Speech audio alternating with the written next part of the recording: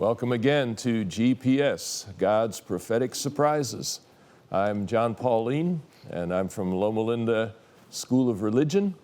And next to me is Shifra Fepuleai, and she is a pastor at the Campus Hill Seventh-day Adventist Church. And then Philip Milosavljevic he's pastor at the Loma Linda University Church, and Vianna Chambers with the Calimesa Seventh-day Adventist Church. And they are all working with younger people. And I think one of the prophetic surprises I look forward to every time we do this program is just getting a different perspective from a younger generation. Book of Revelation will never mean to the younger generation what it means to many of us in my generation. And I want to learn on that, and I'm sure that in our audience there are many who will find that to be a valuable perspective. So it's good to be back together with you. Absolutely. And I thought we ought to pick up on where we left off last week, and that is that we went from the 7 trumpets to the cross. And when the camera went off, Philip turns to me and says, how did we do that anyway? I want to get all that. And I realized that probably we didn't cover all the bases. So let's go back. Okay. And we've been looking at the seven thunders of Revelation 10, verses 3 and 4. Let's go back to John 12. And in John 12, let's go to verse 23. Jesus replied, "The hour has come for the Son of Man to be glorified." All right? Well, what does it mean in John to be glorified? "I tell you the truth, unless a kernel of wheat falls to the ground and dies, it remains only a single seed. But if it dies, it produces many seeds."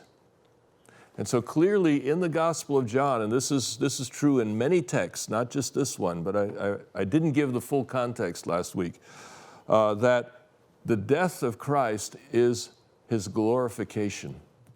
That on the cross is the clearest picture of the character of Jesus Christ.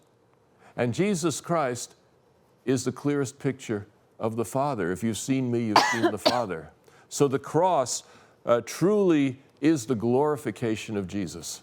Now, going back to verses 28 through 30, when Jesus reiterates this glory idea, thunder occurs. The voice of God thunders. And that's exactly what we saw in chapter 10 of Revelation, the 7 thunders.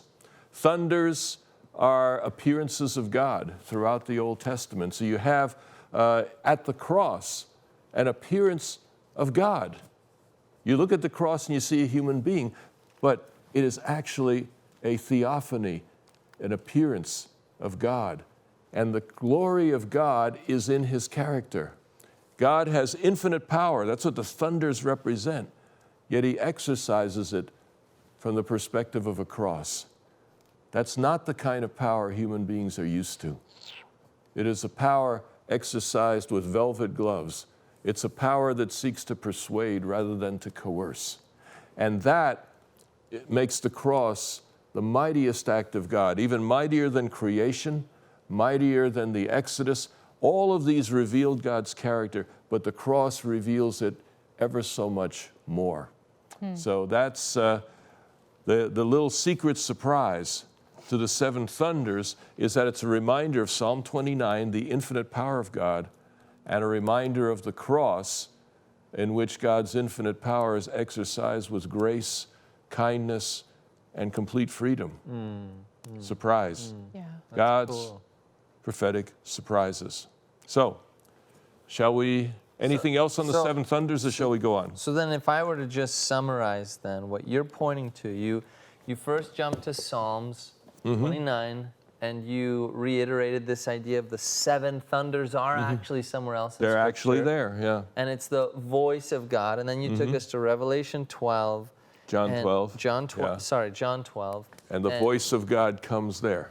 The voice of God coming through this glory, because it said the Son of Man must be glorified and glorifying you again. And so it's this idea of the picture of the cross because John finds that to be the most significant space. But now, how do we know that glory is this very glory that's here? Because he says, here, let's seal it up. Why would the cross and the grace of God need to be sealed up? Why would he want to hide that? I know I'm pushing back on this one. No, that's good. But that's I mean, good. it would seem like, hey, if this is that thing, why would you seal it up?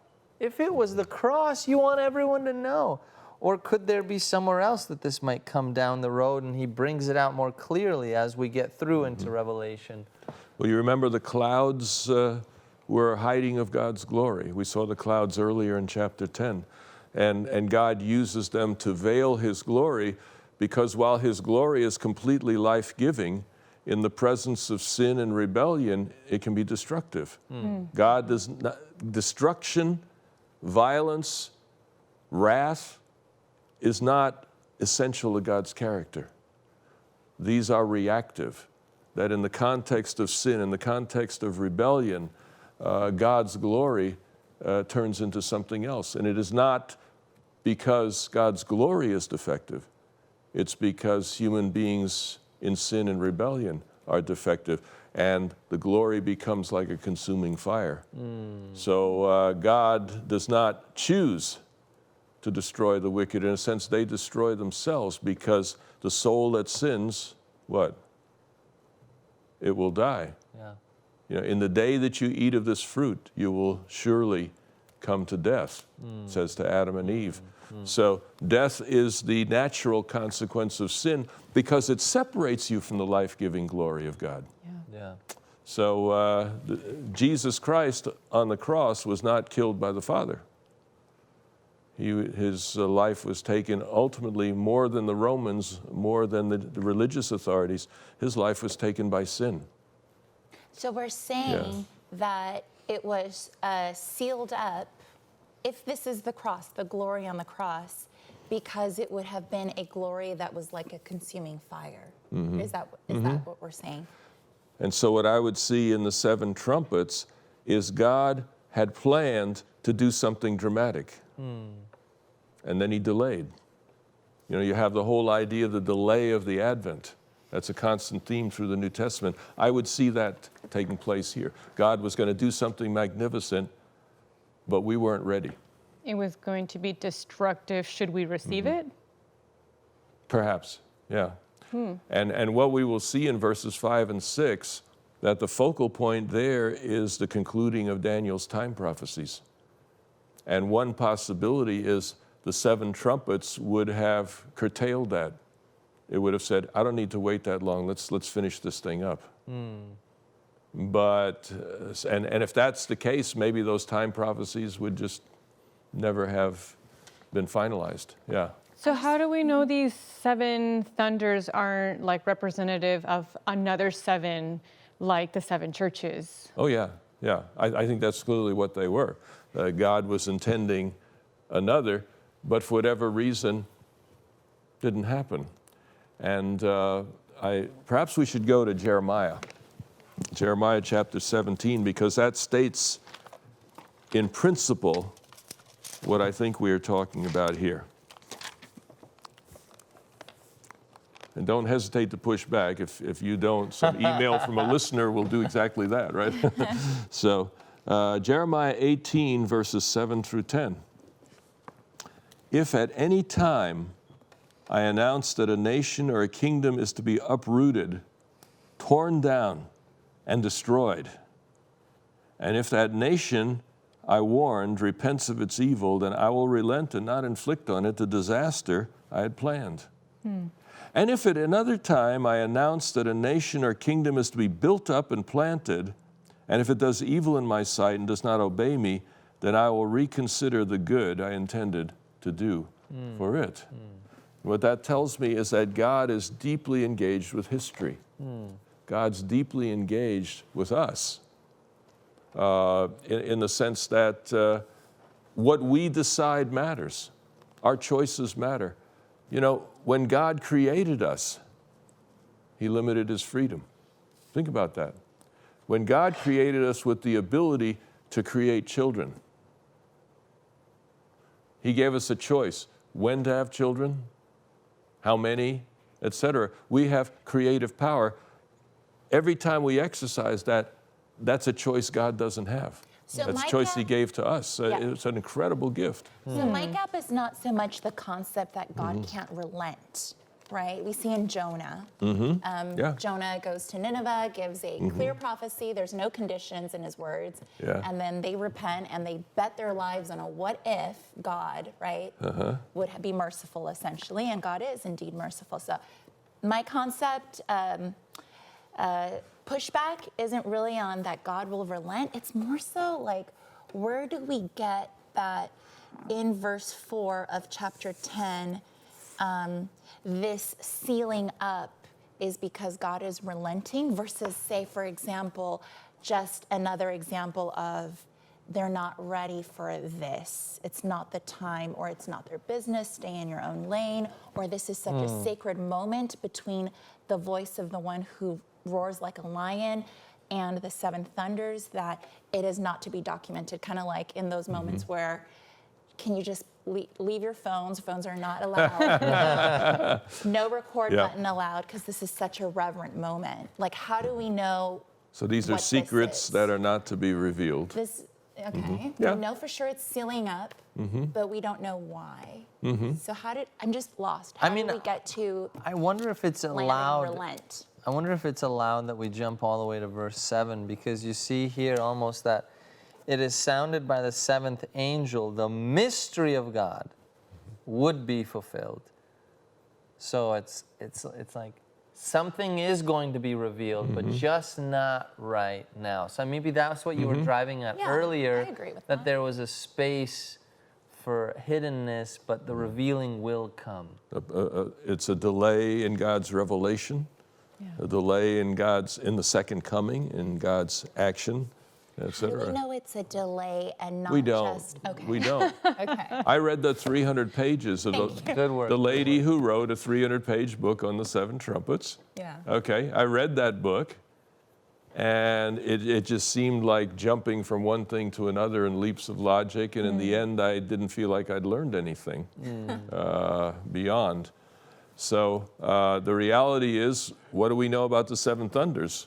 We know that it existed, and we know that we don't know anything about them because it wasn't written down. And John died with his secret. Yeah. Can I react emotionally? So Okay. I just want to reflect some emotions here. So, because very intellectual conversation. Verse 3 and 4, leading to 5 and 6, which we should get into pretty soon. It makes me feel wonder and awe. I know that I'm standing in I'm reading a majestic scene. It's loud, right, guys? The roaring lion. The roaring lion. I almost, because I'm a cultural being, as we all are, I kind of parallel this quickly in my cultural heritage to like the haka, you know, right? Because Yes. it's like this roaring of power and this might and several loud, thunderous voices, and it's a very reverent moment. And then in comes the voice of heaven, which I know has to be different from the mighty angel, because it's almost like an interruption in the scene. And it's to be sealed up. The things that it says, don't write them down. So I just personally, as a cultural being reading this, of course not intertextually, I get the sense of sheer reverence. What do you guys, how do you reflect? Well, I have a big ego. Right. Okay. So I read this and I'm like, I'm miffed. Like, how dare you? Like, what did I do? Like, why are you keeping this from me? Like, what is it about me that like you would have to seal it up? Like, I take it personally. That's just because I have a big ego. No. Oh, brother, get out of here. Our generation has like phrases for that, right? Like stay in your lane.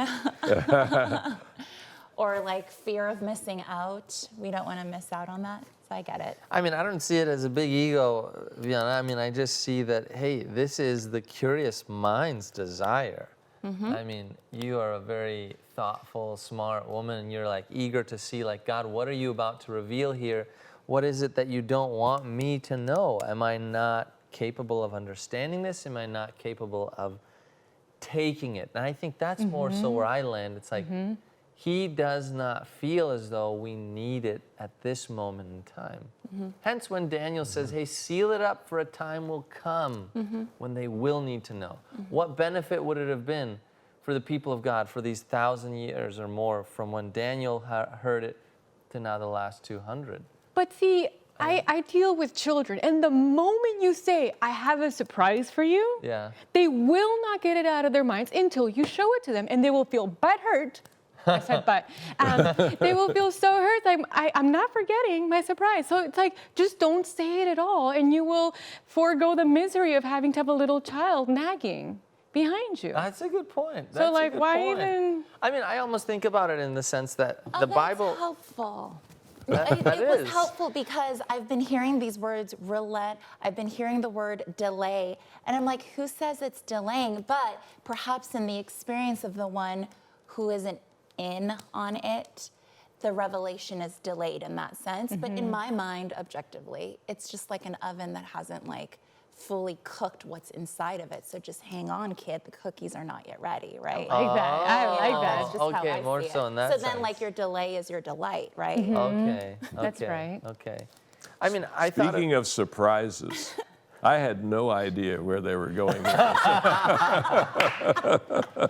Surprise. All right, man, good that stuff. was good. Good stuff. That was good. Yeah, but why don't we put a positive spin on this? Yeah. Okay. Because when God withholds information, what is our part in that? We get to think for ourselves. Yikes. If he doesn't spell out, you've got to think exactly this way, he says, no, I'm gonna leave them free to work this out for themselves. I mean, a lot of people say, you know, all through the Bible, you've got these prophets speaking for God, and they open everything up and make it all so clear. Why don't we have prophets today? Maybe because we've grown up enough that God's trusting us to think for ourselves. I mean, that's what happens when your kids grow up, you let them think for themselves. My kids have grown up, so I learned that from experience, that you'd better let them think for themselves. But that's what maturity is all about. You come to the place where you think and wrestle and try to make sense of things. And in that process, you continue growing. It's that whole marinating idea where you're like just soaking up flavor the longer you stay in it. Like that makes more sense. That's nice. Yeah. Yeah. But your idea of saying surprise to the kids and not showing them that, I get the hurt. Yeah. And you have expressed well the pain of a lot of readers of Revelation through the centuries that just came to this passage and says, come on. It was just getting good, and now you're going to just slam the door on me, you see? Yeah. And I guess the good news of all of that is every one of us will have at least one question for God when we come into the eternity regarding what we have studied in Revelation. Why on earth did you do that? And did God warn Jonah that the Assyrians might repent? He didn't. Jonah was kind of hurt, right? You sandbagged me here. You sent me into this vicious, mean place, and I gave the scariest message I've ever preached, and then Surprise. you abandoned me. You surprised me. God's prophetic surprise. Yeah. literally. Surprise. I'm not going to do it. I think that's a little bit of what we're seeing here. And while we might be disappointed, the only reason a parent would withhold a surprise is if they came to realize maybe this surprise wouldn't be good for them. You know? Yeah. Just following the analogy. Or better later down the road. Ultimately, That's how I see it more so. yeah. I'll Ultimately, the wait till question. you finish your tantrum, and then we'll show you. Okay. Yes. Yeah. Yeah. But ultimately, the question is, what kind of God do we have? If God can be trusted, then we can trust his silence as well as his Mercy. positive words. You know? Good. So coming You're to a right. conclusion about who God is and what kind of God we serve. And that's where the cross comes in. Right? We serve a God who refuses to intimidate, refuses to coerce, and just says, I'm looking for your free will response in love. to me and to each other. That's all I'm asking, you see. And when you truly know what that means, loving God and loving other people, you keep all the commandments. Amen. You know, it all boils down to that. Well, let's go to verses 5 and 6, because I think we've kind of sucked all the juice out of the 7 thunders there might be. And I'm not saying that John 12 and Psalm 29 solves them in any way, but it gives us at least a hint that there's still something of value coming out of this, even though it was, quote, withheld from us. It's the recognition that all of God's mighty acts ultimately bring us to an awareness of God's infinite power exercised with lamb-like, beauty. Yeah. It was a creative approach. I liked it. Verses 5 and 6. And the angel whom I saw standing on the sea and on the land raised his right hand to heaven and swore by him who lives forever and ever, who created heaven and what is in it, the earth and what is in it, the sea and what is in it, that there would be no more delay. All right, so here finally comes the proclamation of the angel that Viana's been waiting for ever since verse 2. Yes. Come on, don't delay on us. All right, what do you guys make of this? Verses 5 and 6, when your initial reaction when you see these verses. Viana, I think we were going to let you do it first this time.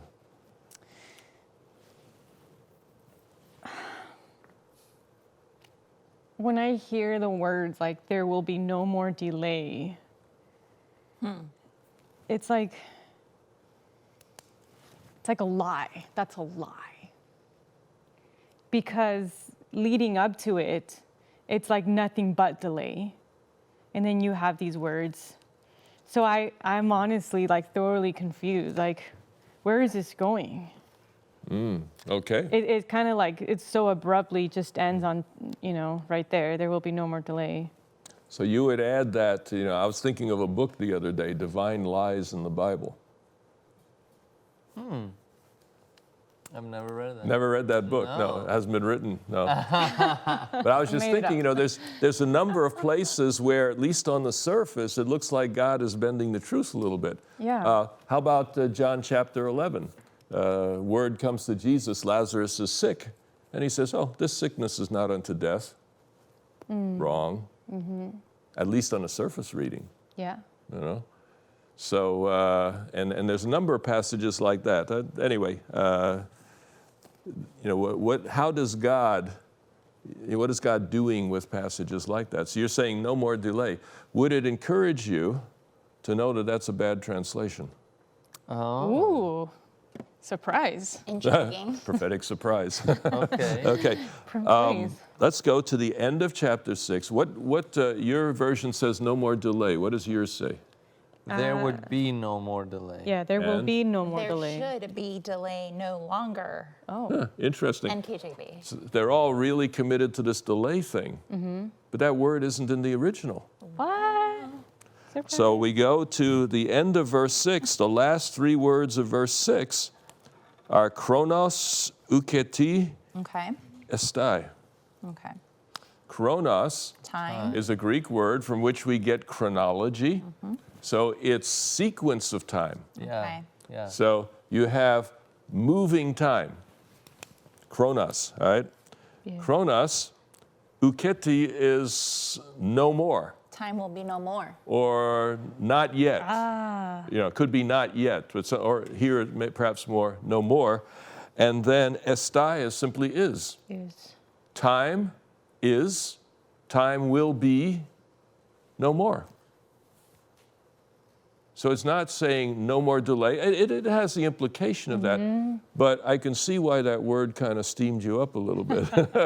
Sure did. Because there seems to be a lot of delays in the Bible. Yeah. But that's not exactly, that's a nuance that it's a place you could go, but it might not be exactly what the text is saying. What it's saying is time will be no more. What kind of time? Then the Besides question is, chronos. what kind of time? Now, there was a man about a little less than 200 years ago. His name was William Miller, and he was a farmer in upstate New York, and he was studying his Bible, and he came to this text and he said, "Time will be no more." And I think the King James actually says exactly that, which is a good translation. Time will be no more. And he said, well, what is that? It's got to be the end of the world. Obviously, it's the end. Yeah. The clock stops ticking. End of what? The world. Oh. History. Jesus returns. Conclusion. You see? And so William Miller said, this text is the most important text I've ever read. It's telling me that there's going to be a point in time Jesus is going to return, and maybe if I study Daniel and Revelation carefully, I might be able to find out even what exactly that time is. All right? So, time will be no more. What kind of time? Is it history time? Well, was Miller right?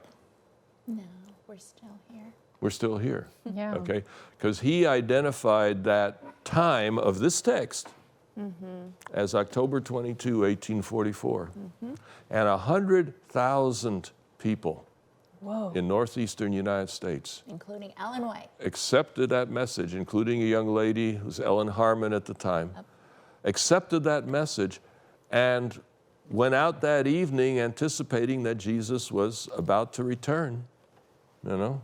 And there was even a big rock in one place behind Miller's farm that some called Ascension Rock, and people are believed to have gone there just waiting to ascend up to Jesus, and he didn't come. Talk about a delay. Yeah, absolutely. That's a real disappointment. Wow. Sure thing. You see? But it didn't happen. So there's two possibilities. Either he got something wrong about this text, or the text failed. So which one is it? And Miller's conclusion afterward was, I guess it didn't work out. I must have read the text wrong, or maybe it just failed, you know? And I'll just hope for the future. But actually, Miller missed a couple of things in this text. First of all, he missed that in the book of Daniel, the prophecies of Daniel would lead up not to the end, but to what? Second coming. Before the end, the time of the end. Ah. That Daniel, which this seems to be referring to, as we'll see in the next program, Daniel seems to be looking forward to a period of time called the time of the end, when the book of Daniel will be better understood. And that, I think, is what this is all about here. But William missed that, and he missed one other thing. In verse 7, it says but, and it's a big but. It's, in the Greek, a really hard one that basically says, you know, forget everything I just said. We're moving in another direction. We'll get back to that in our next program. But this is GPS, Prophetic Surprises, every week. God bless you.